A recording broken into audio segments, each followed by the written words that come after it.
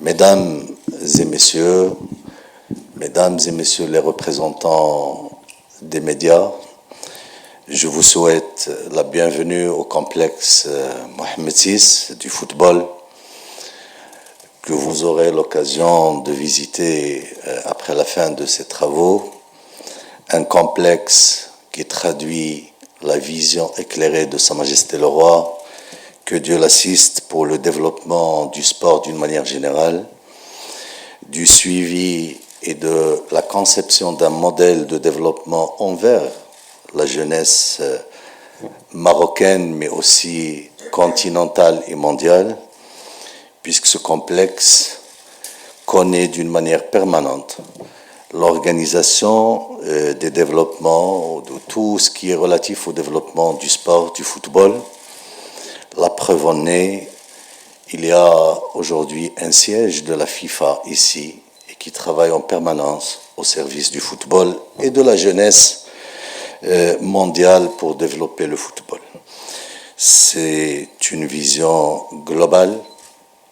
de développement menée par Sa Majesté depuis plus de 2 décennies et qui conjugue parfaitement un modèle de développement basé sur les leviers d'ordre social, mais aussi économique, et c'est l'objet qui nous intéresse toutes et tous aujourd'hui. Ce modèle, évidemment, s'est développé, il a dégagé de la valeur intrinsèque durant tout ce temps pour introduire le Maroc, notre pays, en émergence une bonne fois pour toutes. Et le football et le sport est un levier de ce puzzle, de ce mixte divers et complexe. Je ne peux pas commencer cette cérémonie ou ces travaux sans parler, sans féliciter Sa Majesté le Roi, que Dieu l'assiste, le peuple marocain, les entreprises marocaines, toutes les personnes qui ont participé de près ou de loin à l'organisation d'une CAN, d'une Coupe d'Afrique des Nations. On a terminé depuis à peu près 3 semaines dans des conditions exceptionnelles qui traduisent le niveau d'évolution, de développement de notre pays, des capacités de nos entreprises. Tout a été fait, construit, organisé par les entreprises marocaines, par les cadres marocains, et c'est une occasion pour les citer et les féliciter encore une fois. Et ça traduit évidemment cette évolution et cette dynamique que connaît le royaume dans tous les niveaux. C'est une Coupe d'Afrique des Nations qui a confirmé l'implication du royaume dans un processus de développement organisationnel exceptionnel et qui évidemment a constitué une étape dans un processus qui nous ramènera en termes d'organisation des événements sportifs ensemble avec nos collègues et nos amis espagnols et portugais pour organiser la Coupe du Monde 2030 qui, de l'avis de tout le monde, c'est une coupe, et ça sera une Coupe du Monde exceptionnelle. Le football va fêter son centenaire, puisque la première Coupe du Monde a été organisée en 1930. C'est une coupe qui, pour la première fois, sera organisée entre 2 continents, africains et européens, mais aussi par 3 pays. Ces 3 pays, et qui, au-delà de la proximité géographique qui permettra à cette Coupe du Monde d'être exceptionnelle sur tous les niveaux, il y a quand même des siècles de civilisation commune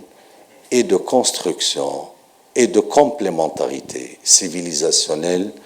culturelle et aussi économique entre les 3 pays. Ces 3 pays, le Royaume du Maroc, l'Espagne et le Portugal, de part et d'autre. Aujourd'hui, il n'y a pas de dépaysement de découvrir des réalisations de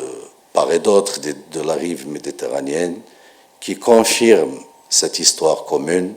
ce travail et cette construction faite dans la complémentarité, plutôt dans une fusion entre les populations à travers l'histoire. Ce qui nous donne aujourd'hui l'opportunité de réfléchir le présent et le futur avec un vécu historique riche, diversifié, multidimensionnel et qui nous permet effectivement de concevoir cette complémentarité du présent et du futur dans une ligne de conduite et dans une trajectoire qui a toutes les garanties de réussite et tous les atouts du progrès. La Coupe du Monde 2030 nous interpelle et plusieurs parmi vous connaissent les détails. C'est l'événement footballistique et sportif le plus important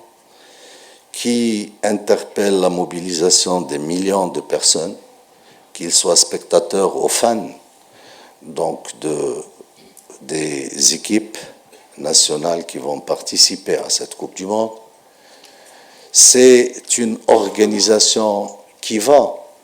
de la mobilité avec sa gestion logistique, mais aussi sécuritaire. C'est une organisation qui nécessite, entre autres, la mise autour de la table et de réfléchir d'une manière continue et complémentaire à la réussite de cet événement. Le Royaume du Maroc a entrepris plusieurs projets, dont pas mal d'entreprises espagnoles et portugaises sont des partenaires, et je suppose que le mouvement inverse est de réalité et de mise. L'objectif aujourd'hui est de chercher, à relever les défis imposés par le futur qu'on connaît, par le présent avec ses aléas. Tout le monde sait qu'on est dans un monde qui connaît beaucoup d'aléas, beaucoup de perturbations géopolitiques, impactant l'économie, impactant les prévisions, et c'est un défi qui interpelle notre intelligence collective. Les projets sont multiples, les opportunités sont énormes, et ce qui est beau dans une organisation d'un événement du genre, c'est que l'entreprise est le centre de la réussite de ce genre de compétition. La capacité, l'implication de l'entreprise, quelle que soit sa taille, de la petite entreprise jusqu'à la plus grande qui réalise les grands stades, et de la petite qui gère le ticketing et la sécurité d'entrée, sont interpellés à s'impliquer d'une manière intelligente, définitive et complète pour la réussite de ce genre d'événement. Évidemment, l'organisation commune de la Coupe du Monde nous donne l'opportunité de mettre sur la table tous les atouts dont on dispose au niveau des 3 pays, des 2 continents aussi, mais ça nous pose effectivement de régler plusieurs détails de complémentarité pour réussir cette fluidité et cette détermination entre les 3 pays au niveau politique d'atteindre les objectifs de réalisation et d'organisation idéale. Sur le plan sportif, on est appelé à organiser 101 matchs, c'est énorme, pendant une durée très courte, avec évidemment, et comme vous le savez parfaitement bien, avec une organisation de matchs dans une logique mobile. On n'est pas dans l'affectation de groupes par ville ou par pays. On sera dans des logiques de mobilité, autrement dit, et tout simplement Une équipe nationale peut jouer son premier match à Madrid et jouer le deuxième à Marrakech et repartir à Lisbonne pour jouer le troisième et ainsi de suite. Et c'est cette logique qui nous impose une complémentarité pour assurer de l'homogénéité dans tout ce qui est organisationnel, dans tout ce qui est mobilité, logistique, infrastructure, etc. Et je pense que ce rendez-vous dont je vous félicite, je vous remercie sincèrement, j'espère qu'il sera réorganisé avec plus de fréquence pour trouver ensemble les meilleures manières, les meilleures pratiques pour dégager évidemment de la valeur ajoutée souhaitée dans les trois pays, mais aussi relever tous les défis d'organisation et réussir la meilleure Coupe du monde de toute l'histoire. Le Maroc a réussi, et de l'avis de tout le monde, l'organisation de la meilleure CAN. Monsieur l'ambassadeur m'a signifié son sentiment avant de rentrer dans cette salle, en assistant à tous les matchs de l'équipe nationale du Maroc. Et je pense que l'expérience footballistique et de l'Espagne et du Portugal mettront et seront là pour mettre ensemble une recette inédite de cette organisation et qui s'inscrit évidemment dans les objectifs qui ont été fixés pour cette Coupe du Monde lors de son annonce par Sa Majesté le Roi, que Dieu l'assiste, à Kigali, en rappelant que c'est une Coupe du Monde qui doit unir les deux continents, la jeunesse des deux rives de la Méditerranée, et qui doit rappeler cette richesse civilisationnelle, culturelle entre les trois pays, pour que la jeunesse actuelle puisse avoir cette occasion de rafraîchir la mémoire de cette culture commune qui constituera, Inch'Allah, un atout pour construire un avenir meilleur.